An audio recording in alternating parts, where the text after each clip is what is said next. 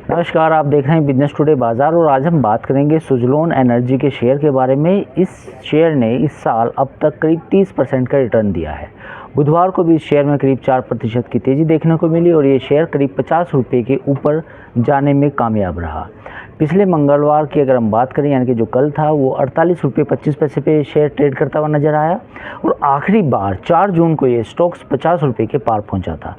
अब कंपनी ने कुछ मैनेजमेंट के बड़े कॉर्पोरेट एक्शंस की बात की है, साथ ही डिविडेंड के बारे में कुछ संकेत देने की कोशिश की है, साथ ही अपने बिजनेस प्लान के बारे में कुछ बात बताई है। कंपनी के chief financial officer Himanshu Modi ने बताया है कि कंपनी मई 2025 तक कुछ अहम फैसले ले सकती है। साथ ही उन्होंने ये भी कहा है कि कंपनी शेयर होल्डर्स के लिए डिविडेंड जानते हैं कि वो शेयर होल्डर्स को डिविडेंड पसंद है, तो इसलिए वो डिविडेंड के बारे में भी अब कंपनी काफ़ी लंबे समय से विचार कर रही है। आखिरी फैसला हालांकि बोर्ड को लेना होगा। उन्होंने बताया कि सब्सिडरी जो है उनकी कंपनी की सुज़लोन ग्लोबल सर्विसेज के साथ सुज़लोन एनर्जी का जो मर्जर है वो कारोबारी साल 2025 तक पूरा हो जाएगा और ये समय होगा कि जब कंपनी के पास अपनी जो एक्सपेंशन प्लान है उनको और तेज़ी से काम करने का मौका मिलेगा। साथ ही हाल ही में जो कॉर्पोरेट गवर्नेंस का मुद्दा आया था उसको लेकर हिमांशु मोदी ने कहा कि सुज़लोन एनर्जी के फाइनेंशियल और ऑपरेशनल परफॉर्मेंस ठीक हैं और कहीं भी कॉर्पोरेट गवर्नेंस की कोई समस्या नहीं है।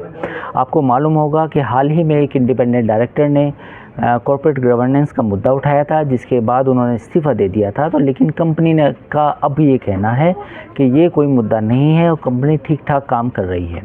अब हम कुछ ब्रोकरेज फर्म्स की बात कर लेते हैं जिन्होंने अपनी अपनी राय दी है।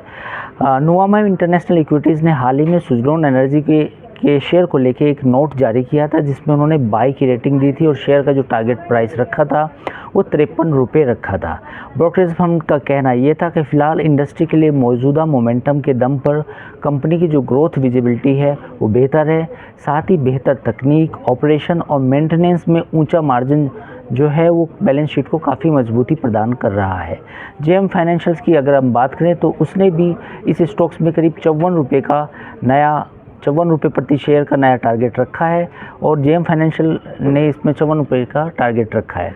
जेएम फाइनेंशियल की अगर बात करें तो उसका भी कहना यह है कि कंपनी की जो बैलेंस शीट है फ़िलहाल मजबूत नज़र आ रही है। मर्जर के बाद कंपनी को अपनी आगे की रणनीति तैयार करने में और मदद मिलेगी। तो ये था सुज़लोन एनर्जी पर बिजनेस टुडे बाज़ार की तरफ से नया वीडियो। आप हमारे चैनल को लाइक, सब्सक्राइब और शेयर कर सकते हैं।